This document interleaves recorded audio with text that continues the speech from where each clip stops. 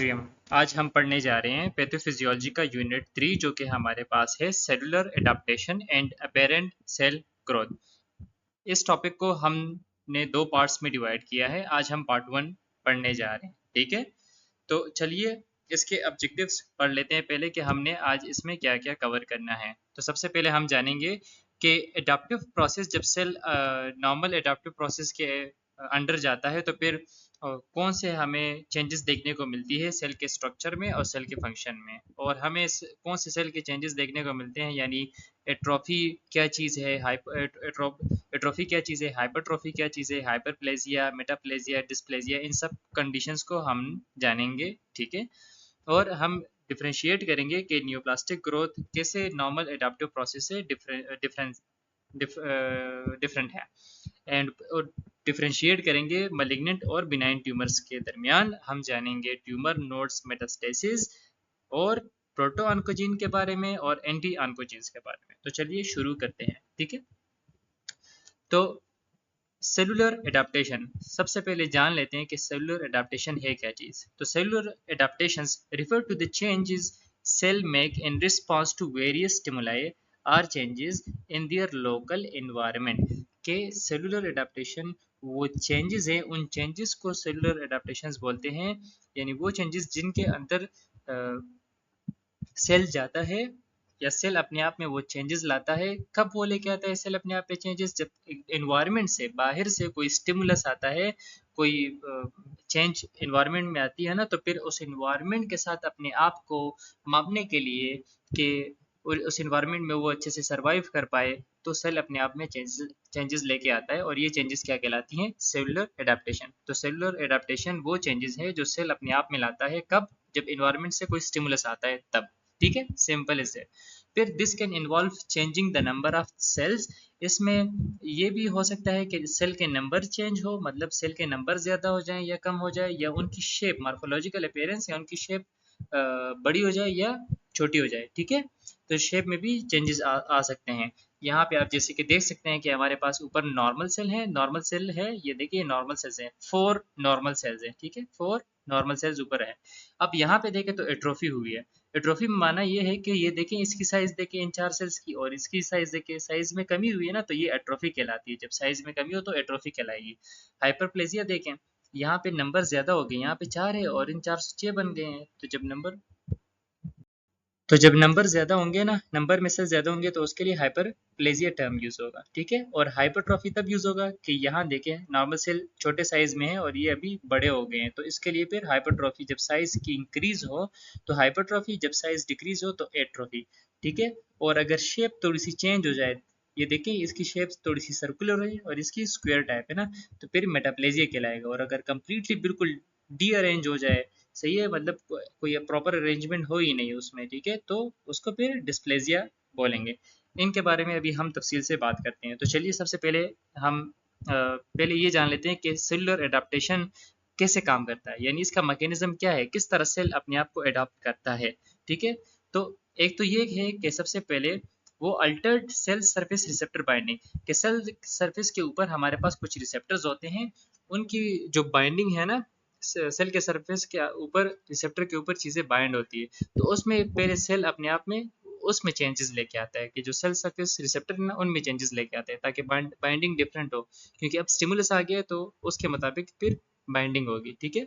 और या alterations in signal for protein synthesis, के जो प्रोटीन सिंथेसिस नॉर्मली हो रहा था, उसके लिए जो सिग्नल्स आ रहे थे उनमें अल्टरेशन यानी तब्दीली आ जाए, तो सेल इस तरह खुद को अडॉप्ट करता है कि वो जो सिग्नल नॉर्मली आते हैं प्रोटीन सिंथेसिस के लिए, उसमें थोड़ी तब्दीली लेके आता है। या फिर synthesis of new proteins by the target cell such as heat shock protein, के न्यू प्रोटीन्स बनाता है सेल। क्या करता है? न्यू प्रोटीन्स बनाता है।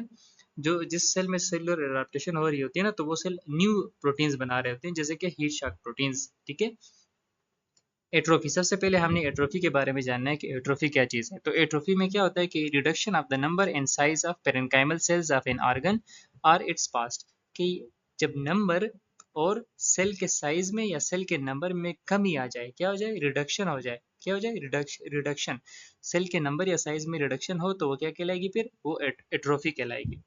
फिजियोलॉजिकल एट्रोफी एक हमारे पास, और एक हमारे पास है पैथोलॉजिकल एट्रोफी। फिजियोलॉजिकल एट्रोफी जो है वो नॉर्मल प्रोसेस है, वो एक नॉर्मल प्रोसेस है और वो ठीक है, उसका कोई नुकसान नहीं है। तो एट्रोफी इज अ जो फिजियोलॉजिकल एट्रोफी है is a normal process of ageing. ये एजिंग के साथ वैसे भी एट्रोफी होती है, ऑर्गन्स और जो हमारे सेल्स हैं उनमें कमी आती है, उनके साइज भी छोटे होते हैं एजिंग के साथ। जैसे उम्र बढ़ती है ना तो उसमें कमी आती है, ठीक है, इन सम टिश्यूज। और which could be due to, ऐसा क्यों होता है एजिंग के साथ? एजिंग के साथ इस वजह से कमी आती है सेल के साइज या नंबर में, क्योंकि जो फिर एंडोक्राइन स्टिमुलेशन है ना, जो हार्मोन मैसेज लेके आता है या हार्मोन्स की प्रोडक्शन है, वो फिर अल्टर हो जाती है या कम हो जाती है इस वजह से, ठीक है। या फिर आर्टीरियोस्क्लेरोसिस के ब्लड वेसल में प्लॉक्स बन जाते हैं, और ब्लड वेसल में जब प्लॉक्स बनेंगे तो ब्लॉक हो जाएगा, ब्लॉक होगा तो ब्लड सही से नहीं जाएगा, उसमें जब ब्लड नहीं जाएगा तो फिर जो ब्लड में न्यूट्रिशन आता है वो सेल को नहीं मिलेगा, सेल को ग़िज़ा नहीं मिलेगा, खाना नहीं मिलेगा, तो वो रिड्यूस हो जाएगा नंबर में भी और साइज में भी, ठीक है। कुछ एग्जांपल यहाँ पे लिखे हुए हैं कि atrophy of lymphoid tissue in lymph nodes, appendix और थाइमस में, ठीक है। कि थाइमस, अपेंडिक्स और लिम्फ नोड में जो लिम्फाइड टिश्यू है उनकी एट्रोफी होती है, ठीक है, एज के साथ। Atrophy of gonads after menopause, कि मीनोपॉज जब हो जाए, कि मेंस्ट्रुअल साइकिल जब क्लोज हो जाए, ठीक है, मेंस्ट्रुअल साइकिल और ना हो, ठीक है, 45 ईयर्स के बाद मेंस्ट्रुअल साइकिल जब क्लोज होता है तो उसके बाद गोनेड्स की एट्रोफी शुरू हो जाती है, ठीक है। तो ये एक नॉर्मल प्रोसेस है। या फिर एजिंग के साथ जो ब्रेन में एट्रोफी होती है, तो ये सारे नॉर्मल प्रोसेस है, ये फिजियोलॉजिकल एट्रोफी है। हाँ, अब पैथोलॉजिकल एट्रोफी की अगर हम बात करें तो पैथोलॉजिकल एट्रोफी फिर डिफरेंट है। कि स्टार्वेशन एट्रोफी अगर हो, ये क्यों होती है? कि अगर इस वजह से होती है, फॉर एग्जाम्पल स्टार्वेशन की वजह से होती है। स्टार्वेशन किसको बोलते हैं? जब बहुत ज़्यादा भूख हो और मतलब कहत आ गया हो, कुछ मिल ही नहीं रहा हो, कोई न्यूट्रिशन मिल ही नहीं रही हो ना, कि आपके जो जितने भी कार्बोहाइड्रेट्स है वो सारे डिप्लीट हो जाए, ख़त्म हो जाए, और जो फैट स्टोर्स है कार्बोहाइड्रेट के बाद वो फैट स्टोर भी ख़त्म हो जाए, और जितना प्रोटीन था वो सारा भी क्या हो जाए, वो सारे भी ख़त्म हो जाए, ठीक है।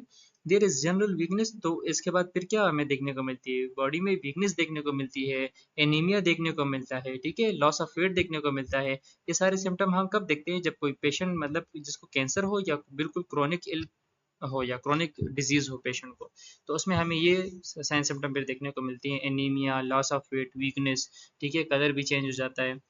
अच्छा, फिर इस्कीमिक एट्रोफी, इस्कीमिया की वजह से भी एट्रोफी जो होती है वो पैथोलॉजिकल एट्रोफी कहलाती है। इस्कीमिया की वजह से क्यों? क्योंकि इस्कीमिया वो कंडीशन है जिसमें ऑक्सीजन कम हो ब्लड में, ठीक है, ब्लड में ऑक्सीजन कम हो या ऑक्सीजन की या ब्लड की सप्लाई सही से नहीं हो रही हो, ठीक है। और ब्लड सप्लाई क्यों सही से नहीं होगी? क्योंकि एथेरोस्क्लेरोसिस हुआ है। एथेरोस्क्लेरोसिस की वजह से ब्लड वेसल ब्लॉक हो गए हैं, उनमें प्लाक बन गए फेट का, तो इस वजह से ब्लड सप्लाई सही से नहीं हो रही है। जब ब्लड सप्लाई सही होगी नहीं तो जो अफेक्टेड आर्गन जिसको सप्लाई होनी थी वो क्या हो जाएगा? वो श्रिंक हो जाएगा, साइज में क्या हो जाएगा? वो श्रिंक हो जाएगा। तो श्रिंकेज जो होती है ना वो एट्रोफी में सिम्टम्स है हमारे पास, ये याद रखिए, एमसीक्यू में अक्सर आ जाता है।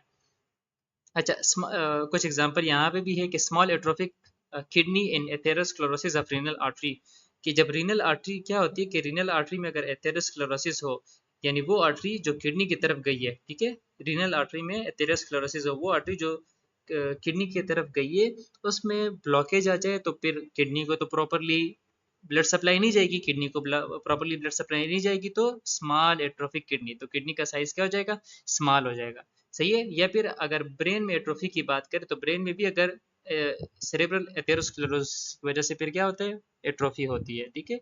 तो ये सारे पैथोलॉजिकल जो एट्रोफी है ना, तो उसके एग्जाम्पल थे। अब डिसयूज एट्रोफी किसे बोलते हैं? एट्रोफी अगर किस वजह से हो? सेल की साइज में कमी हो, सेल के नंबर में कमी हो, लेकिन किस वजह से? डिसयूज की वजह से, कि मतलब आप कोई चीज़ यूज़ नहीं करोगे ना तो फिर उसमें भी एट्रोफी हो जाती है। कोई बॉडी पार्ट, कोई मसल आप यूज़ नहीं करते हो ना तो उसमें एट्रोफी हो जाती है। जैसे कि मतलब ज़्यादा टाइम के लिए हमने कोई ऑर्गन यूज़ नहीं किया, ठीक है, तो वो ऑर्गन फिर क्या हो जाता है? वो डिसयूज हो जाता है, उसमें एट्रोफी हो जाती है ऑर्गन में, और वो रिड्यूस हो जाता है साइज में, ठीक है। जैसे कि अगर पेंक्रियाटिक डक्ट बंद हो जाए, ऑब्स्ट्रक्शन उसमें आ जाए, वो ब्लॉक हो जाए, ठीक है, तो फिर उसमें एट्रोफी होती है, तो वो डिसयूज एट्रोफी की एग्जाम्पल है, ठीक है। एग्जाम्पल सारे याद रखिए। अच्छा, फिर न्यूरोपैथिक एट्रोफी, नाम से जाहिर है कि न्यूरॉन्स की वजह से अगर एट्रोफी हो, कि मतलब न्यूरॉन्स के नर्व की सप्लाई नहीं हो, सही है, जैसे कि पोलियो के केसेस में हम देखते हैं, पोलियोमाइलाइटिस डिजीज में ना, या मोटर न्यूरॉन डिजीज की वजह से, या फिर नर्व सेक्शन की वजह से हमारे पास एट्रोफी होती है, ठीक है। फिर हमारे पास क्या है? हाइपरट्रॉफी है, ठीक है। हाइपरट्रॉफी के बारे में जानते हैं, तो हाइपरट्रॉफी में ये है कि इसमें साइज इंक्रीज हो जाता है, हाइपरट्रॉफी, ट्रॉफी का मतलब ये है कि ट्रॉफी मतलब नरिशमेंट, ट्रॉफी मतलब नरिशमेंट, और हाइपर मतलब ज्यादा, तो ज्यादा नरिशमेंट मिल रही है। तो अगर जितनी ज्यादा नरिशमेंट, जितने ज्यादा न्यूट्रिएंट्स मिलेंगे ना, न्यूट्रिशन मिलेगी, सेल को ग़िज़ा मिलेगा, उतना ज्यादा वो मोटा होगा, इतना ज्यादा वो साइज में बड़ा होगा। ठीक है, तो हाइपरट्रॉफी क्या है? Is an increase in the size of parenchymal cell. जो फंक्शनल सेल्स है ना किसी भी ऑर्गन के, उनके साइज में इंक्रीज आ जाए तो उसको क्या बोलेंगे? हाइपरट्रॉफी बोलेंगे। ठीक है, बाज़ औक़ात इसमें सेल के साइज जब इंक्रीज होता है तो सेल के नंबर भी इंक्रीज हो जाते हैं, सही है। लेकिन बाज़ औक़ात ऐसा भी होता है कि without any change in the number, number में इंक्रीज नहीं आता लेकिन सेल के साइज में इंक्रीज आ जाता है। ठीक है, तो ऐसा भी होता है। अच्छा, फिजियोलॉजिकल एट्रोफी की अगर हाइपरट्रॉफी की बात करें तो फिजियोलॉजिकल हाइपरट्रॉफी एक नॉर्मल प्रोसेस है। जैसे कि आपके पास जो यूट्रस है, प्रेगनेंसी के दौरान फीमेल्स में यूट्रस क्या हो जाता है? साइज उसकी इंलार्ज हो जाती है प्रेगनेंसी के दौरान, सही है। तो क्योंकि ये फिर ज़रूरी होती है ना, क्योंकि अभी जो बेबी आ रहा होता है और यूट्रस में वो फिर जो एम्ब्रियो है उसने बड़ा होना है, वहाँ पे डेवलप होना है, तो इस वजह से उसकी साइज इंप्रूव होती है। तो ये एक नॉर्मल प्रोसेस है और ये फिजियोलॉजिकल हाइपरट्रॉफी का एग्जांपल हमारे पास हो गया। ठीक है, या और ये हाइपरप्लेजिया का भी एग्जांपल हो सकता है। ये यूट्रस इन प्रेगनेंसी की जब इन्लार्जमेंट होती है ना, तो उसमें सेल्स भी ज़्यादा होते हैं, नंबर साइज तो इंक्रीज होता है सेल्स का, लेकिन नंबर भी बाजू का ज़्यादा होते हैं, तो उसका एग्जांपल भी काउंट किया जा सकता है हाइपरप्लेजिया का। ठीक है। अच्छा, पैथोलॉजिकल हाइपरट्रॉफी, पैथोलॉजिकल हाइपरट्रॉफी कौन सी है? तो हाइपरट्रॉफी ऑफ कार्डियक मसल्स में आकर इन अ नंबर ऑफ कार्डियक, जब किसी कार्डियोवास्कुलर डिजीज, कार्डियक डिजीज की वजह से कार्डियक मसल में, कार्डियक मसल जो है वो इंक्रीज हो जाए साइज में, किसी कार्डियक डिजीज की वजह से कार्डियक मसल इंक्रीज हो जाए साइज में, तो वो फिर पैथोलॉजिकल हाइपरट्रॉफी कहलाएगी। जैसे कि सिस्टेमिक हाइपरटेंशन की, बहुत ज़्यादा ब्लड प्रेशर अगर हो ना, और मसल्स पे बहुत ज़्यादा प्रेशर जा रहा हो, ब्लड वेसल पे बहुत ज़्यादा प्रेशर जा रहा हो, ठीक है, तो फिर एज ए रिजल्ट हार्ट के मसल जो है ना वो इंलार्ज हो जाते हैं, ठीक है, साइज में बड़े हो जाते हैं। लिफ्ट वेंट्रिकुलर हाइपरट्रॉफी आपने पढ़ी होगी, वो एक एग्जांपल है इसका। या एओर्टिक वाल्व डिजीजेस भी अक्सर इस वजह से होते हैं। ठीक है, ये सारे पैथोलॉजिकल हाइपरट्रॉफी के एग्जांपल है। अच्छा, हाइपरप्लेसिया, प्लेजिया क्या है? मल्टीप्लिकेशन है। तो हाइपरप्लेजिया के जब मल्टीप्लिकेशन क्या हो जाए? इंक्रीज हो जाए। ठीक है, तो हाइपरप्लेजिया मतलब, plegia means growth of new sales, कि जब न्यू सेल की क्या हो? ग्रोथ हो ना, तो उसको प्लेजिया बोलते हैं। न्यू सेल की ग्रोथ को प्लेजिया बोलते हैं। अब अगर हाइपर वर्ड यूज हुआ है ना, तो मतलब ग्रोथ बहुत ज्यादा हो रहा है। ठीक है, मतलब अभी मल्टीप्लिकेशन की यहाँ पे बात होगी कि सेल साइज में अगर इंक्रीज हो ना हो, लेकिन सेल नंबर में इंक्रीज होगा। फॉर एग्जाम्पल, पहले हमारे पास 100 सेल्स थे, अब हाइपरप्लेजी की वजह से वो 200, फिर 300, फिर 5, फिर 1000 हो जाएंगे। ठीक है, तो हाइपरप्लेजी क्या है? Increase in the number of parenchymal cells, के जो फंक्शनल सेल है उनके नंबर में इंक्रीज हो जाए तो उसको हाइपरप्लेजिया बोलते हैं। सिंपल इज दैट, सही है। ज्यादातर ये ऐसा होता है, क्वाइट ऑफन मतलब ज्यादातर ऐसा होता है कि हाइपरप्लेजिया और हाइपरट्रॉफी एक साथ साथ हो रहे होते हैं, कि जहाँ पे हाइपरट्रॉफी होगी वहाँ पे हाइपरप्लेजिया होगा, वहाँ जहाँ पे हाइपरप्लेजिया देखने को मिलता है तो वहाँ पे हाइपरट्रॉफी भी देखने को मिलती है। ठीक है, हाइपरट्रॉफी याद रखें कि साइज में इंक्रीज है, हाइपरप्लेजिया सेल के नंबर में इंक्रीज है, कि तादाद ज्यादा हो गया है। ठीक है। अच्छा, हाइपरप्लेजिया आकर ड्यू टू, अब हाइपरप्लेजिया मतलब ये जो सेल की इतनी ज़्यादा तादाद बढ़ती है, तो ये क्यों इतनी ज़्यादा तादाद बढ़ती है? इस वजह से, क्योंकि जो जी नॉट फेज़ है या जी जीरो फेज़, जिसको हम रेस्टिंग फेज़ भी बोलते हैं, वहाँ से इंक्रीज रिक्रूटमेंट हो रही है। अब वो वहाँ से जल्दी जल्दी, रेस्टिंग फेज़ वो फेज़ होता है कि जहाँ पे वो सेल साइकिल स्टॉप हुआ होता है, मतलब वो रेस्ट कंडीशन में होता है। अभी वो इतने ज़्यादा मल्टीप्लाई नहीं हो रहा होता, इतने ज़्यादा सेल नहीं बन रहे होते। लेकिन अगर जी नॉट फेज़ एक्टिवेट होता है, रेस्टिंग फेज़ से ज़्यादा सेल निकल रहे होते हैं, तो फिर माइटोसिस में जाते हैं और सेल का नंबर इंक्रीज हो जाता है। ठीक है। अच्छा, लेबाइल सेल्स यहाँ पे दिए हुए हैं कि labile cells, example epithelial cells. Labile cell के एग्जांपल हमारे पास कौन सा है? एपिथेलियल सेल है ना, और epithelial cell of skin and mucous membrane, या सेल ऑफ बोन मेरो, जो बोन मेरो के हमारे पास सेल है, या लिम्फ नोड के सेल हैं। तो ये सारे किस चीज़ के एग्जांपल है? ये हमारे पास लेबाइल सेल के एग्जांपल है। ठीक है, लेबाइल सेल्स के। और लेबाइल सेल्स क्या करते हैं? ये बहुत जल्दी मल्टीप्लिकेशन करते हैं, ये बहुत ज़्यादा स्पीड के साथ डिवीजन कर रहे होते हैं। ठीक है, और इसके अलावा जो स्टेबल सेल्स हैं, सही है, एक तो लेबाइल हमने पढ़ा ना, स्टेबल सेल नाम से जाहिर है कि तो ये थोड़े से स्टेबल होते हैं। ये कौन से सेल्स होते हैं? ये लीवर के सेल्स होते हैं, ये पेंक्रियास के सेल्स होते हैं, ये किडनी के होते हैं, ये एड्रिनल और ये थायराइड के सेल्स होते हैं। ठीक है, तो ये भी हाइपरप्लेजिया करते हैं। जिस तरह लेबाइल सेल्स हमने पढ़ा ना कि स्किन के जो सेल्स हैं, म्यूकस मेम्ब्रेन के हैं, या बोन मेरो के हैं, या लिम्फ नोड के लेबाइल सेल्स थे, तो वो बहुत जल्दी वो डिवाइड होते हैं। और जो नीचे हमने पढ़े kidney, pancreas, liver, adrenal, thyroid ना, तो ये भी हाइपरप्लेजिया कर सकते हैं, ये भी इंक्रीज इन नंबर कर सकते हैं, सेल की तादाद यहाँ भी बढ़ सकती है, लेकिन ये थोड़ा सा स्लो प्रोसेस है, ये आहिस्ता आहिस्ता से अपने तादाद बढ़ाते हैं, जबकि लेबाइल सेल्स जो है वो तेजी के साथ बढ़ाते हैं, ठीक है। और इनके अलावा अगर परमानेंट सेल की बात की जाए, ठीक है, किसकी बात की जाए, परमानेंट सेल की, अगर परमानेंट सेल की बात की जाए, जैसे कि न्यूरॉन्स हो गया, कार्डिक हो गया, स्केलेटल मसल हो गया, ठीक है, तो इनमें बिल्कुल आप कह सकते हो कि बहुत ज्यादा डाउन, मतलब बहुत ज्यादा कम हाइपरप्लेजिया जो ग्रोथ है या सेल के नंबर में इंक्रीज है वो बहुत कम देखने को मिलते हैं परमानेंट सेल्स में, ठीक है। इन ऑर्गन्स के सेल को हम परमानेंट सेल्स बोलते हैं। यहाँ पे फिर मैंने थोड़ा सा आपके लिए क्लेरिफाई कराया है कि स्लेबाइल सेल्स वो सेल होते हैं जो बहुत डिवाइड रिपीटेडली बहुत तेजी के साथ डिवाइड डिवाइड करते हैं, बहुत तेजी के साथ मल्टीप्लाई करते हैं। और जो स्टेबल सेल है ना, वो देखिए वो प्रोलिफरेट वेरी स्लोली, वो बहुत स्लोली मल्टीप्लाई करते हैं, बहुत ज्यादा स्लोली। और जो परमानेंट सेल है, वो परमानेंट सेल जो है ना, बिल्कुल आप कह सकते हो कि कैन नॉट प्रोलिफरेट, वो बिल्कुल मल्टीप्लाई करते ही नहीं है, तो इनकी हाइपरप्लेजिया और भी कम है, ठीक है। एग्जाम्पल में भी आप देख सकते हो कि लेबाइल सेल जो है एपिथेलिया है या स्किन के जो हमारे पास सेल्स हैं, और यहाँ पे स्टेबल सेल में आप हेपेटोसाइट्स यानी लिवर के जो है या बोन मेरो के जो बोन के जो है, और neuron, cardiac, skeletal muscle permanent cell के एग्जांपल है। यहाँ पे हाइपरप्लेजिया हमें कम देखने को मिलेगा, ठीक है। अब हाइपरप्लेजिया के भी टाइप्स हमारे पास है। एक फिजियोलॉजिकल हाइपरप्लेजिया है कि जो नॉर्मल प्रोसेस है, ठीक है, नॉर्मल जो होता है, ठीक है। तो हार्मोनल हाइपरप्लेजिया के हार्मोन की वजह से अगर हाइपरप्लेजिया हो या सेल तादाद में बढ़ जाए तो उसके क्या यूज होगा, हार्मोनल हाइपरप्लेजिया।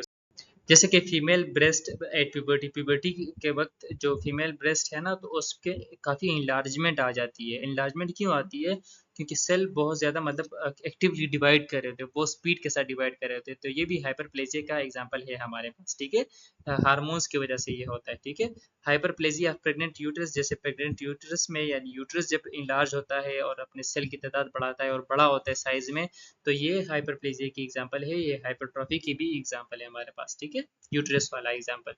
और प्रोलिफरेटिव एक्टिविटी जो है of normal endometrium after a normal menstrual cycle, कि जब नॉर्मल मेस्ट्रुअल साइकिल के बाद दूसरा एंडोमेट्रियम बनता है, एक एंडोमेट्रियम शेड हो जाता है एक मेस्ट्रुअल साइकिल में, दूसरा बनता है नया, तो उसमें भी फिर जब नया बनता है तो उसके लिए मल्टीप्लिकेशन जो सेल्स की होती है वो नॉर्मली फिजियोलॉजिकल हाइपरप्लेजिया की एग्जांपल है, ठीक है।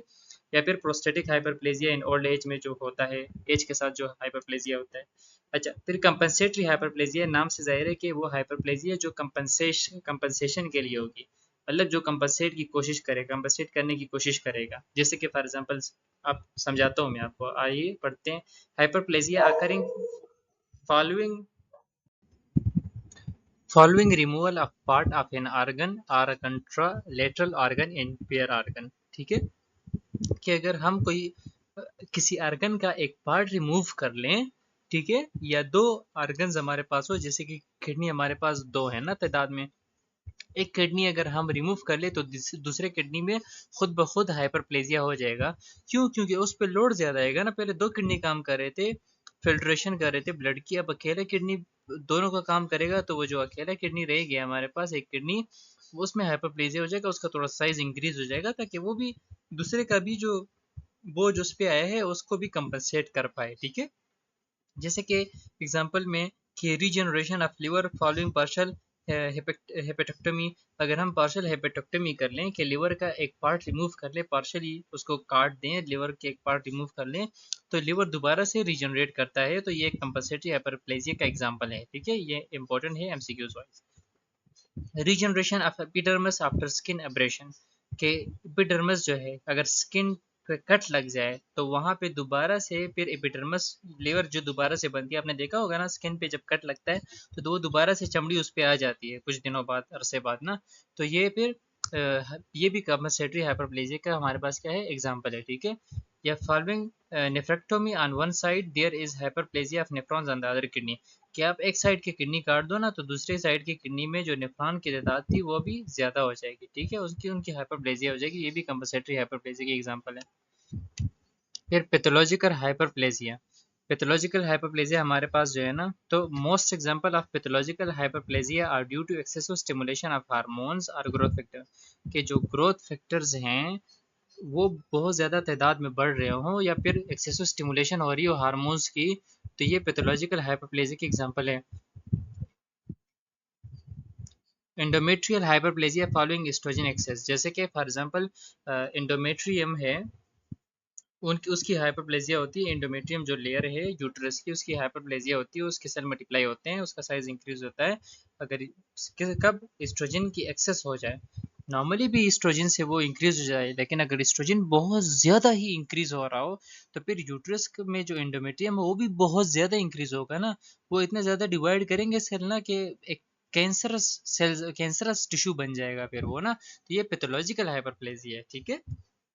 या फिर इन वूंड हीलिंग, जब जख्म मंदमिल हो रहे होते हैं, हील हो रहे होते हैं, there is formation of granulation tissue, तो साथ साथ में उसको हील करने के लिए ग्रेनुलेशन टिश्यू की फॉर्मेशन होती है due to proliferation of fibroblast in endothelial cell. Endothelial fibroblast cell की मल्टीप्लिकेशन की वजह से ग्रेनुलेशन टिश्यू वहां पे बनते हैं, कहाँ पे, जहाँ पे जख्म होता है। तो अगर ये बहुत ज्यादा बनने लगे तो फिर ये पैथोलॉजिकल हाइपरप्लेजिया के हमारे पास एग्जांपल है, ठीक है।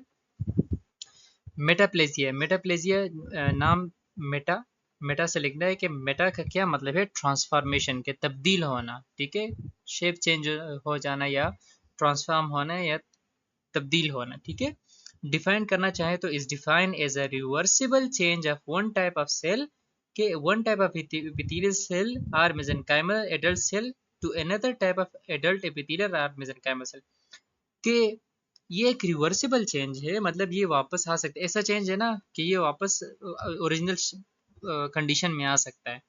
तो इसमें ये होता है कि एक टाइप का एपिथेलियल सेल या मेसेंकाइमल सेल दूसरे टाइप के एपिथेलियल या मेसेंकाइमल सेल्स के साथ क्या कर लेते हैं, चेंज हो जाते हैं, उनका शेप, उनका स्ट्रक्चर अडॉप्ट कर लेते हैं, ठीक है। लेकिन ये कुछ टाइम के लिए, ये वापस फिर ओरिजिनल हालत में आ जाते हैं कुछ टाइम बाद, सही है। Usually in response to abnormal stage, ये तब होता है, ये तब अपना शेप दूसरे के मुताबिक चेंज करते हैं जब एबनॉर्मल स्टिमुलाई आ रही हो ना बाहर से, तो ये अडाप्ट करने की कोशिश में अपना जो एपिथेलियल जो पहला फॉर्म था वो भी दूसरे फॉर्म में कन्वर्ट होता है, ट्रांसफॉर्म होता है। And often reverts back to normal when removal of stimuli, के जब स्टिमुलस खत्म हो जाता है तो ये वापस अपने ओरिजिनल शेप कंडीशन में आ जाता है, ठीक है। हाउएवर इफ द स्टिमुलस, लेकिन अगर वो स्टिमुलस परसिस्ट करता है और वो खत्म नहीं होता, सही है, अगर वो स्टिमुलस खत्म नहीं होता तो फिर क्या होगा, ये मेटाप्लेजिया तो कंटिन्यू रहेगा, फिर तो ये कैंसरस सेल में भी तब्दील हो सकता है, ठीक है। तो ये भी इंपॉर्टेंट है, ये भी आप याद रखें, ठीक है। Next, epithelial metaplasia, epithelial metaplasia कि this is more common type है metaplasia का, कि the metaplastic change may be patchy or diffuse and usually result in replacement by stronger but less well specialized epithelium, के जो epithelium है हमारे पास मुख्तलिफ cell के शेप वो है ना, कि एक epithelial सेल्स हमारे पास, एक स्क्वामस सेल्स हैं और एक कलमनर सेल्स हैं, ठीक है। तो ये हमारे पास मुख्तलिफ टाइप्स हैं, स्क्वामस सेल, एपिथेलियल सेल और कलमनर सेल्स। तो क्या हो जाता है कि अगर फॉर एग्जांपल कोई सिगरेट स्मोकिंग करता है, तो अगर कोई सिगरेट स्मोकिंग करता है ना, तो नॉर्मली उसके सिगरेट स्मोकर जो है, नॉर्मली हमारा ब्रोंकस क्या होता है, उसके ऊपर एपिथेलियल सेल्स होते हैं, क्या होते हैं, एपिथेलियल सेल्स होते हैं, वो एपिथेलियल सेल से बना होता है। लेकिन वो अगर स्मोकिंग करेगा कोई इंसान तो फिर एपिथेलियल सेल वो अच्छे नहीं होते, वो एपिथेलियल सेल फिर हमें स्मोकिंग से नहीं बचा सकता, स्मोकिंग हमें बिल्कुल ख़राब कर देगा, हमारे ब्रोंकाई को जो हमारे सांस के नाले हैं उनको बहुत ख़राब कर देगा। तो वहाँ पे एपिथेलियल सेल पहले मौजूद होता है, लेकिन स्मोकिंग की वजह से वो क्योंकि डैमेज होता है, तो एपिथेलियल सेल किसके साथ अपने आप को चेंज कर लेता है, स्क्वामस सेल के साथ, किसके साथ, स्क्वामस सेल के साथ, ठीक है। तो ये स्क्वामस सेल के साथ अपने आप को फिर चेंज कर लेते हैं, ठीक है। तो ये मेटाप्लेजिया के एग्जांपल में आपको समझा रहा था कि एक टाइप ऑफ सेल जो है वो दूसरे में कन्वर्ट होता है, ट्रांसफॉर्म होता है ताकि अपने आप को बचा सके। जैसे कि एपिथेलियल सेल किस में कन्वर्ट हो रहे हैं, स्क्वामस में, कब, अगर कोई सिगरेट स्मोकिंग करता है तो उसका ब्रोंकस डैमेज होता है ना, तो इस वजह से फिर वो अपने जो ओरिजिनल फॉर्म था वो चेंज करते हैं दूसरे में, क्योंकि स्क्वामस थोड़ा सा ज़्यादा रेजिस्टेंस शो करता है अगेंस्ट स्मोकिंग, और ये थोड़ा सा ज़्यादा अच्छा है और हेल्दी रहता है, तो इस वजह से, ठीक है।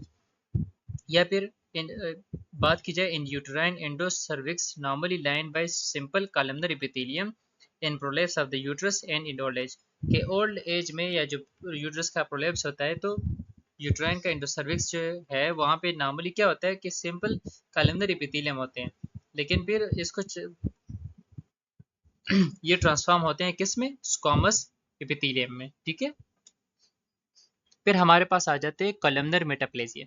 कॉलमनर मेटाप्लेजिया ये है कि there are some condition in which there is transformation to columnar epithelium, कि स्क्वामस एपिथेलियम या एपिथेलियम कन्वर्ट होते हैं कॉलमनर एपिथेलियम में, तो वो कॉलमनर मेटाप्लेजिया कहलाएगा, ठीक है। जैसे कि इंटेस्टिनल मेटाप्लेजिया इन हील को क्रोनिक गैस्ट्रिक अल्सर, जब गैस्ट्रिक अल्सर होती है, बहुत ज़्यादा एसिड्स प्रोड्यूस हो रहे होते हैं और वो अल्सर बना रहे होते हैं, इंटेस्टाइन में भी ज़ख़म बना रहे होते हैं और स्टमक के अंदर भी वो एसिड्स की वजह से ज़ख़म बन रहे होते हैं ना। तो उस कंडीशन में जो नॉर्मली वहाँ पे स्क्वामस एपिथेलियम हो या एपिथेलियम हो, तो वो किस चीज़ में चेंज होता है, वो कलमनर में चेंज हो जाता है, क्योंकि कलमनर उसके खिलाफ अच्छा रेजिस्टेंस शो करता है इस वजह से, ठीक है। या फिर एग्जांपल ये भी है कि बेरेट एसोफेगस में in which there is a change of normal squamous epithelium to columnar epithelium, कि स्क्वामस किस में चेंज होगा, कलमनर में। नॉर्मली जो एसोफेगस है उसमें कौन से टाइप ऑफ सेल्स की लाइनिंग मौजूद है, स्क्वामस सेल्स की लाइनिंग मौजूद है, कौन सी है, स्क्वामस। लेकिन चूंकि बेरेट एसोफेगस है, अभी जो आपके जो मैदे की तेजाबियत है वो आपके एसोफेगस में भी आ रही है और आपके एसोफेगस को डैमेज कर रही है, तो स्क्वामस सेल उसके खिलाफ आपको डिफेंड नहीं कर पाते, तो स्क्वामस सेल अपने आप को किस में चेंज करते हैं, कलमनर में चेंज करते हैं, ताकि अपने आप को उससे डिफेंड करें, ठीक है। तो ये एग्जाम्पल बहुत बार एमसीक्यू में आए हैं, काइंडली इसको आप अच्छे से याद रखो, ठीक है। फिर मेसेनकाइमल मेटाप्लेजिया, कि मेसेनकाइमा में भी मेटाप्लेजिया देखने को मिलता है। मेसेनकाइमा एक पेरेन्काइमा है, पेरेन्काइमा फंक्शनल सेल्स को बोलते हैं और मेसेनकाइमा सपोर्टिव सेल्स को बोलते हैं, सही है। तो less often there is transformation of one adult type of mesenchymal tissue to another, ये बहुत कम होता है कि कोई मेसेनकाइमल टिश्यू भी एक फॉर्म से दूसरे फॉर्म में कन्वर्ट हो। जैसे कि फॉर एग्जांपल ओशियस मेटाप्लेजिया हमारे पास एक एग्जांपल है। ओशियस मेटाप्लेजिया क्या है, is formation of bone in fibrous tissue, cartilage and myxoid tissue, ठीक है। कि ओशियस मेटाप्लेजिया क्या है कि नॉर्मल आपका जो फाइब्रस टिश्यू है या कार्टिलेज है या मैग्जाइट टिश्यू है, ये तो बोन नहीं है ना, ये तो कनेक्टिव टिश्यूज है। कार्टिलेज भी बोन नहीं है, ये भी कनेक्टिव टिश्यू है, फाइब्रस टिश्यू, मैग्जाइट टिश्यू। लेकिन अगर इनमें भी बोन फॉर्मेशन हो, आपका कार्टिलेज बोन में कन्वर्ट हो जाए, ठीक है, तो ये क्या कहलाएगा, ये ओशियस मेटाप्लेजिया कहलाएगा। आपके फाइब्रस टिश्यू बोन में कन्वर्ट हो जाए, बोन के फॉर्म में कन्वर्ट हो जाए, तो ये क्या कहलाएगा, ओशियस मेटाप्लेजिया कहलाएगा। जैसे कि एग्जाम्पल ऑफ ओशियो मेटाप्लेजिया आपके पास एग्जाम्पल है कि in arterial wall in old age, के ओल्ड एज में कौन सा है, मॉन्कबर्ग मेडियल कैल्सिफिक स्क्लेरोसिस, के ओल्ड एज में क्या होता है कि जो आर्टरी के वाल्स होते हैं ना, खासकर जो आर्टरी का दरमियानी वाल है, एक ट्यूनिया मीडिया है, दूसरा इंटरना है, तीसरा एडवेंटिशिया है। तो ट्यूनिका मीडिया जो आपके आर्टरीज का जो दीवार है, वॉल है, उसकी कैल्सिफिकेशन शुरू हो जाती है, वो बोनी सा शुरू हो जाता है, वो बहुत सख्त हो जाता है एज के साथ, ठीक है। इसको मोनकीबर्ग मीडियल कैल्सिफिक स्क्लेरोसिस भी बोलते हैं, ठीक है। इन सॉफ्ट टिश्यू या सॉफ्ट टिश्यूज आपके जो हैं वो कन्वर्ट हो जाते हैं किस में, बोनी, यानी कि कैल्सिफिकेशन हो जाती है उनकी। खासकर आपके फॉर एग्जांपल मायोसाइटस यानी मसल्स की कैल्सिफिकेशन शुरू हो जाती है, ठीक है, सख्त होने शुरू हो जाते हैं आपके जो मसल्स हैं, वो तो सॉफ्ट होते हैं ना, लेकिन वो भी बोन की तरह सख्त होने शुरू हो जाते हैं। अच्छा, in cartilage in scar of chronic inflammation of prolong duration, कि अगर कोई क्रोनिक इन्फ्लेमेशन की वजह से स्कार वगैरह बने हो ना, तो उनकी क्लासिफिकेशन भी शुरू हो जाती है, सही है। या in the fibrous stroma of tumour, के स्ट्रोमा की वजह से जो फाइब्रस स्ट्रोमा बनता है, ट्यूमर की वजह से फाइब्रस स्ट्रोमा बनता है, वो भी सख्त या हार्ड होना या कैल्सिफाई होना शुरू हो जाता है। कार्टिलेजिनियस मेटाप्लेजिया, के जो आपके in healing of fractures, cartilaginous metaplasia may occur where there is undue, कि कार्टिलेजिनस मेटाप्लेजिया तब होता है में आकर when there is undue mobility of pharynx और ब्रेंकाई इन एल्डरली पीपल, के जो एल्डरली पीपल आपके पास है, ओल्ड एज वाले जो लोग हैं, उनके लेरिक्स और ब्रेंकाई अगर अनड्यू मोबिलिटी, मतलब वो मोबाइल नहीं होता, वो सही से मूवमेंट नहीं करता, तो जो कार्टिलेजिनस मेटाप्लेजिया फिर उसमें हो जाता है, ठीक है, वो कार्टिलेज के फॉर्म में कन्वर्ट होता है। फिर हमारे पास लास्ट में है डिस्प्लेजिया। डिस्प्लेजिया क्या है, डिस का मतलब है कि मीन्स बेड डेवलपमेंट, कि इसकी डेवलपमेंट सही से नहीं हुई है, उसकी अरेंजमेंट सही से नहीं हुई है। मीन्स के डिसऑर्डर्ड सेलुलर डेवलपमेंट, के सेल की डेवलपमेंट होती है इसमें, लेकिन डिसऑर्डर फॉर्म में होती है, कोई खास ऑर्डर उसमें नहीं होता, कोई खास अरेंजमेंट नहीं होती, सही है। often accompanied with metaplasia, ये मेटाप्लेजिया के साथ साथ बाजू का चल रहा होता है, ठीक है, एंड हाइपरप्लेजिया के साथ। It is therefore also referred to as atypical hyperplasia, इसको बाजू का क्या बोलते हैं, एटिपिकल हाइपरप्लेजिया भी बोलते हैं, ठीक है। Dysplasia occurs most often in epithelial cells, dysplasia कौन से सेल्स में ज्यादातर होता है, मोस्ट ऑफन आकर इन एपिथेलियल सेल में ज्यादातर होता है, ठीक है। तो ये भी आपका एमसीक्यू हो गया, ठीक है, एमसीक्यू ये भी आपका हो गया इंपॉर्टेंट। अच्छा, epithelial dysplasia is characterised by cellular proliferation and cytologic change, जो जो एपिथेलियल डिस्प्लेजिया है ना, वो आपको किस तरह पहचान सकते हो कि सेल की जो प्रोलिफरेशन है बहुत ज़्यादा इंक्रीज हो जाती है, ठीक है, एक तो बहुत ज़्यादा मल्टीप्लाई करना शुरू कर लेता है और उसमें चेंजेस आती है, साइटोलॉजिक चेंजेस मतलब सेल के अंदर चेंजेस आते हैं, और वो कौन सी चेंजेस हैं, उसमें क्या इंक्लूड है, एक तो ये कि नंबर में बहुत ज़्यादा होते हैं, कि जो एपिथेलियल सेल्स के लेयर्स थे ना, नंबर में बहुत ज़्यादा इंक्रीज हो जाते हैं, इंक्रीज नंबर ऑफ लेयर्स आ जाते हैं एपिथेलियल सेल के। फॉर एग्जांपल अगर पहले एक एक था, अब 10 से 10,000 भी हो सकते हैं, ठीक है। दूसरा क्या है कि डिसऑर्डरली अरेंजमेंट है, कोई मल्टीप्लिकेशन तो हो रही है लेकिन किसी खास अरेंजमेंट में नहीं हो रही, बस ये डिसऑर्डर मैनेजमेंट में हो रही है, सारा सिस्टम डिसऑर्डर में चल रहा है, ठीक है। नीचे कुछ और अरेंजमेंट होगी और सरफेस लेयर पे कुछ और अरेंजमेंट होगी, ठीक है। तो बेजल लेयर और सरफेस लेयर पहचान नहीं होता फिर, ठीक है। Loss of basal polarity, that is nuclei lying away from basement membrane, जो बेजल पोलरिटी है ना उसकी लॉस हो जाती है, इसका मतलब ये है कि जो आपके न्यूक्लियाई है, सेल्स के न्यूक्लियाई है, वो lying away from basement membrane, वो बेसमेंट मेम्ब्रेन से दूर पड़े होते हैं, ठीक है। और डिस्प्लेजिया में और कौन सी चेंजेस आपको देखने को मिलती है, तो नंबर 4 सेलुलर एंड न्यूक्लियर प्लियोमॉर्फिज्म, के सेलुलर और न्यूक्लियर के सेल का शेप और न्यूक्लियस का शेप कंप्लीटली यानी बहुत डिफरेंट फॉर्म्स में डेवलप हो रहा होता है, ठीक है। और साथ में इंक्रीज न्यूक्लियो साइटोप्लाज्मिक रेशियो, जो न्यूक्लियस न्यूक्लियस और साइटोप्लाज्म का जो रेशियो है वो बहुत ज़्यादा इंक्रीज हो जाता है, ठीक है। तो मतलब उनमें बहुत ज़्यादा डिफरेंस आनी शुरू हो जाती है। और न्यूक्लियर हाइपर क्रोमेटिज्म, के न्यूक्लियस जो है वो बहुत ज़्यादा कलरफुल हो जाता है, बहुत ज़्यादा कलर आपको उसका दिख रहा होता है एक्सट्रीमली। इंक्रीज माइटोटिक एक्टिविटी, और बहुत ज़्यादा डिवीजन चल रही होती है, सेल डिवीजन चल रही होती है, ठीक है। और डिस्प्लास्टिक चेंजेस ऑफन आकर ड्यू टू क्रोनिक इरिटेशन, ये किस वजह से होती है कि बहुत ज़्यादा क्रोनिक इन्फ्लेमेशन हो या सालों साल कोई इन्फ्लेमेशन चल रही हो ना, तो उस वजह से डिस्प्लेजिया के चेंजेस आपको देखने को मिलते हैं, ठीक है।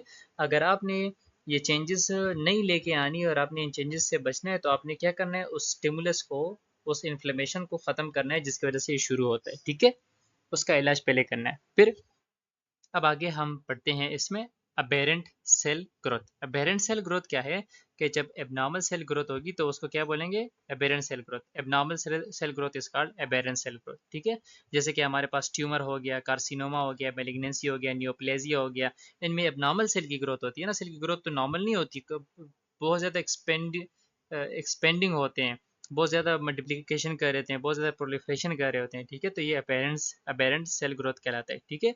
और ऑफन यूज इंटरचेंजेबली, ये सारे वर्ड्स हम फिर इसके लिए यूज़ करते हैं, मेलिग्नेंसी भी यूज़ कर लेते हैं, न्यूप्लेजिया भी इसके लिए यूज़ करते हैं, ट्यूमर कैंसर वगैरह भी इसके लिए यूज़ करते हैं, ठीक है।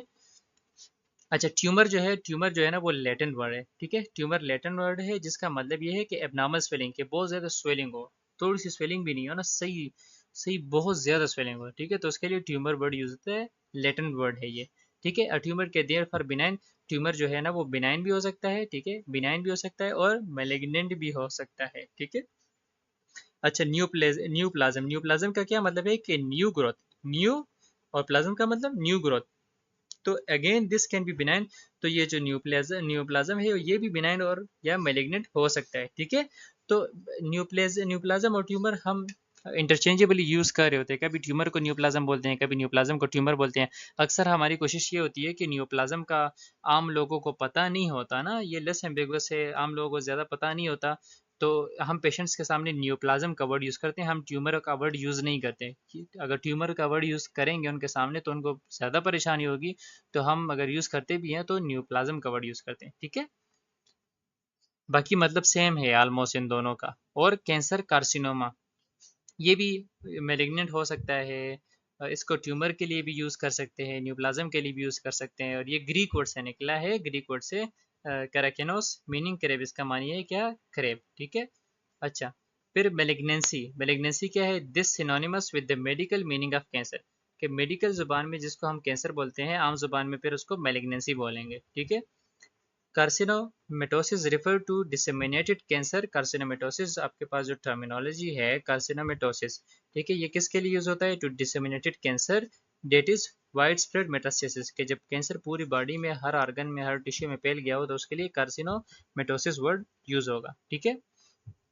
सिवियर डेंजर सिग्नल्स, आपको जो सेवन डेंजर सिग्नल्स आपको देखने को मिलते हैं ना कैंसर वाले पेशेंट्स में, तो वो ये हैं, ठीक है। उसको आप एक एब्रीवेशन के साथ याद रख सकते हो, ठीक। इसको आप एक एब्रीवेशन के साथ याद रख सकते हो, जैसे कि कॉशन अप, ठीक है, कॉशन, CAUTION, कॉशन अप, ठीक है, कॉशन अप, इसके साथ आप इसको याद रख सकते हो एब्रीवेशन के साथ। जो 7 डेंजर सिग्नल्स हैं न्यूप्लेजियम या एबेरेंट सेल ग्रोथ के आपको देखने को मिलते हैं। एक तो यह है कि चेंजेस आती है, सी फॉर चेंजेस, चेंजेस किस में आती है? इन बावल और ब्लैडर हैबिट, जो बावल है ना या जो आपका ब्लैडर है, पेशाब की जो है आपका आपको बारी है या पेशाब बहुत ज़्यादा आ रहा हो आपको, ठीक है, तो उसमें चेंजेस बहुत ज़्यादा आपको आती है। और ए फॉर सोर डेट डज नॉट हील, कि वो ज़ख़म, कोई ज़ख़म आपको हो और वो उसका हीलिंग नहीं हो रही हो, ठीक है, बहुत बहुत ज़्यादा वक्त हो गया उसका, बहुत अरसा हो गया लेकिन उसकी हीलिंग नहीं हो रही है, वो ठीक नहीं हो रहा हो। या फिर यू फॉर अनयूजुअल ब्लीडिंग और डिस्चार्ज, कि अनयूजुअल ब्लीडिंग हो रही हो, ठीक है, ब्लीडिंग हो रही हो लेकिन कुछ पता नहीं चल रहा हो कि ब्लीडिंग कहाँ से हो रही है और क्यों हो रही है, ठीक है, बस ऐसे ही ब्लीडिंग बहुत ज़्यादा हो रही हो, ठीक है। या फिर टी फॉर थिकनिंग और लंप इन ब्रेस्ट और इन एल्सवेयर, कि वो आपको थिकनेस देखने को मिले कहाँ पे, या तो ब्रेस्ट में थिकनेस हो गई हो, स्वेलिंग हो गई हो, ठीक है, या फिर लंप कहीं और बॉडी पे आपको स्वेलिंग देखने को मिल जाए, थिकनिंग देखने को मिल जाए कि स्किन बहुत थिकन हो गया है या स्वेलिंग हो गई है ब्रेस्ट में या फिर स्किन पे कहीं और भी, ठीक है। तो ये भी एक साइन है, सिग्नल है कैंसर का, ट्यूमर का। अच्छा, इसके अलावा आई फॉर इनडाइजेशन और डिफिकल्टी सॉल्विंग, कि आपको जो खाने में, हाजमे में या सॉल्विंग में, निगलने में बहुत मुश्किल आ रही है। O for obvious changes in warts और मोल्स, के आपके स्किन के ऊपर कोई मोल्स हो या वार्ड्स हो, धब्बे हो, निशान हो, उनमें चेंजेस देखने को मिले आपको, ठीक है, तो ये भी एक सिग्नल है। एन फॉर नेगिंग कफ और परसिस्टेंट हॉर्सनेस, कि आप बहुत ज़्यादा कफिंग कर रहे हो और डिफरेंट किस्म की कफिंग कर रहे हो और आपको मतलब आवाज़ में भी अभी चेंजेस आई हुई हैं, ठीक है, वॉइस की हॉर्सनेस हुई है, ठीक है। और you for unexplained weight loss, के वेट लॉस हो रहा हो लेकिन आपको अंदाजा नहीं हो रहा कि इतना ज़्यादा वेट लॉस मेरा क्यों हो रहा है, ठीक है, इतनी वीकनेस क्यों आ रही है। और साथ में परनीशियस एनीमिया, कि एनीमिया हो, ब्लड की कमी हो उसको, ठीक है। कैरेक्टरिस्टिक ऑफ कैंसर सेल, अब कैंसर सेल की खसूसियात क्या हैं आखिर? अब कैंसर सेल हम बार बार में यूज़ करते हैं तो इसकी कौन सी खसूसियात हैं, हम पढ़ लेते हैं। कि cancer cell fail to develop abnormal cell proliferation and difference, कि कैंसर सेल जो है वो fail to undergo normal cell, जिस तरह नॉर्मल सेल प्रोलिफरेशन करता है ना, अपनी मल्टीप्लिकेशन करता है, नॉर्मल सेल अपनी डिवीजन जिस तरह करते हैं ना, कैंसर सेल उस तरह नहीं करता, वो डिफरेंट तरीके से अपने आप को मल्टीप्लाई करता है और डिफरेंट तर्ज पे और डिफरेंट स्पीड रेट के साथ अपने आप को डिवाइड मल्टीप्लाई कर रहा होता है, ठीक है। और इसके अलावा loss of normal arrangement of cell, कि उसमें जो अरेंजमेंट ऑफ सेल है ना वो सही से नहीं होती, वो नॉर्मल सेल्स की तरह नहीं होती, ठीक है। और फिर अल्ट्रेशन इन कंटेक्ट इनहिबिशन, कि जो कंटेक्ट इनहिबिशन है ना उसमें भी अल्ट्रेशन, तब्दीली आ रही होती है, ठीक है, कैंसर सेल्स में। Altered cell responsiveness to growth factor, जो ग्रोथ फैक्टर के लिए नॉर्मल सेल जिस तरह रिस्पॉन्ड करते हैं, कैंसर सेल उनके लिए उस तरह रिस्पॉन्ड नहीं कर पाता, अल्टर्ड रिस्पॉन्स देते हैं, ठीक है। Impaired cell to cell communication, जो normally cell to cell communication जा रही होती है कि हो रही होती है, कैंसर सेल में उस तरह कम्युनिकेशन नहीं होती सेल टू सेल, ठीक है। और जो नॉर्मल सेल में expression of alter tissue antigen, के जो कैंसर सेल में है ना उसमें अल्टर टिश्यू एंटीजन जो है ना वो एक्सप्रेस हो रहे होते हैं, मतलब जो टिश्यूज नॉर्मल टिश्यूज नहीं होंगे और उस पे एंटीजन जो है ना एक्सप्रेस हो रहे होंगे, ठीक है, तो वो नॉर्मल नहीं होंगे। Elaboration of degenerative enzyme that participate in invasion and metastatic spreads, और ऐसे एंजाइम्स की वो जारी होगी और वो एंजाइम ख़त्म हो रहे होंगे ना, जो एंजाइम हमें हेल्प करते थे कि किसी इन्वेजन को और मेटास्टेटिक अप्रोच को या किसी की बीमारी को फैलने नहीं देते थे ना, तब वो एंजाइम ख़त्म हो जाते हैं तो बीमारी फिर आराम से और जल्दी फैलती है, ठीक है। तो ये खसूसियात हैं हमारे पास कैंसर सेल्स की, ठीक है।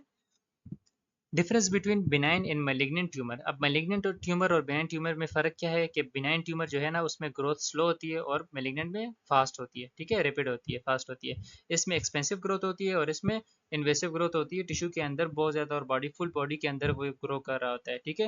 ये ज़्यादातर सेल मतलब स्किन के ऊपर और बॉडी के जो सरफेस एरियाज हैं या जो टिश्यूज़ हमारे हैं उनके सरफेस के ऊपर ग्रोथ कर रही होती है और ये बिल्कुल अंदर ही आर्गन्स के और टिश्यूज़ के अंदर ही ग्रोथ कर रही होती है, ठीक है। और इसमें डिफ्रेंशिएशन आप कर सकते हो, लेकिन जो मैलिग्नेंट सेल है उसमें आप डिफरेंस नहीं कर सकते हो, ठीक है, सेल्स को डिफर नहीं कर सकते हो। और नो इन्वेजन, इसमें इन्वेजन नहीं होती है और इसमें इन्वेजन होती है। इन्वेजन का मतलब ये है कि फॉर एग्जांपल एक आर्गन में कहते हैं कि चलो एसोफेगस में फैल गया है, कैंसर हो गया एसोफेगस में, बिनाइन कैंसर हो गया है, तो एसोफेगस के वॉल से क्रॉस नहीं कर रहा है, वो किसी दूसरी जगह पे फैल नहीं रहा है, ठीक है, किसी दूसरी जगह को इन्वेड नहीं कर रहा है, हमलावर नहीं हो रहा है किसी दूसरी जगह पे, तो इसके लिए नो इन्वेजन यूज होता है। और इन्वेजन में क्योंकि मैलिग्नेंट में वो फिर फैलता है दूसरी जगह पे भी, दूसरी टिश्यू आर्गन में भी, तो उसके लिए इन्वेजन यूज होगा, ठीक है। नो मेटास्टेसिस मतलब ये फैलता नहीं है और मेटास्टेसिस ये फैलता है, ठीक है। नो एनाप्लास्टिक और ये एनाप्लास्टिक, ठीक है। तो एनाप्लास्टिक इसका मतलब भी वही है कि इसमें आप डिफ्रेंशिएट नहीं कर, मतलब आप डिफ्रेंशिएट कर पाते हो, ठीक है। नो एनाप्लास्टिक का मतलब ये है कि बिनाइन ट्यूमर में आप डिफ्रेंशिएट कर सकते हो कि ये ट्यूमरस मतलब से वो सेल्स हैं और ये नॉर्मल सेल्स हैं, लेकिन एनाप्लास्टिक में इसमें आप सेल्स जो ग्रोथ हो रही होती है उसकी आप डिफ्रेंशिएशन नहीं कर पाते हो, ठीक है, सही से डिफरेंट उनको डिफर नहीं कर सकते हो, सही है। और रेयरली लाइफ थ्रेट, ये मतलब लाइफ थ्रेट ये इतना ज़्यादा नुकसानदेह नहीं होता, इसका इलाज भी पॉसिबल है और इतना ज़्यादा इसको रोक भी सकते हैं, रिपेयर भी हो सकता है, लेकिन अगर इसको ट्रीट नहीं किया गया मैलिग्नेंट ट्यूमर को तो ये इंसान को मार भी सकता है, ठीक है। फिर नॉमेनक्लेचर है हमारे पास बिनाइन और मैलिग्नेंट ट्यूमर की। तो benign tumour are name according to the tissue from which they arise. तो बिनाइन ट्यूमर हमने टिश्यू के बेस पे जिन टिश्यूज में बिनाइन ट्यूमर होता है उनके नामों पे हमने उसके नाम रखा है बिनाइन ट्यूमर का, ठीक है। जैसे कि अगर फॉर एग्जांपल हमारे पास कहाँ पे हो लिम्फोमा, अगर लिम्फ में हो, ठीक है, तो उसके लिए हम फिर वो कौन सा वर्ड यूज़ करेंगे, लिम्फोमा यूज़ करेंगे, बस सिर्फ OMA लगाएंगे। OMA सफिक्स किस में यूज़ होता है, बिनाइन ट्यूमर की, बिनाइन ट्यूमर है जहाँ पे भी बिनाइन ट्यूमर होगा, अगर लिम्फ में होगा तो उसमें हम लिम्फोमा वर्ड यूज़ करते हैं, तो उसका मतलब है कि लिम्फ में हो रहा है, ठीक है। मलिग्नेंट ट्यूमर जो है are in by carcinoma, malignant tumour के लिए हम कार्सिनोमा का वर्ड यूज़ करते हैं, ठीक है। और कार्सिनोमा हम एपिथेलियल टिश्यू में अगर मैलिग्नेंट ट्यूमर हो, अगर एपिथेलियल टिश्यू में मैलिग्नेंट ट्यूमर हो तब कार्सिनोमा का वर्ड यूज़ करते हैं, और अगर कनेक्टिव टिश्यू में मैलिग्नेंट ट्यूमर हो तो उसके लिए फिर हम सार्कोमा वर्ड यूज़ करते हैं, ठीक है। तो बस ये लेक्चर यहाँ तक था। इसका अगला पार्ट इंशाल्लाह हम जल्दी कवर करेंगे, कोशिश करते हैं कि जितना जल्दी कवर हो सकता है कवर करें और फिर उसको अपलोड कर लें। तो काइंडली लेक्चर आप कंप्लीटली देखें, आपको लेक्चर अच्छा लगे तो काइंडली सब्सक्राइब खुद भी करें, और बाकी जो आपके नर्सिंग कोलीग्स हैं, आपके क्लास फेलोज़ हैं, आपके फ्रेंड्स हैं, उनके साथ भी शेयर करें और उनको भी बोलें कि सब्सक्राइब करें। Thank you so much.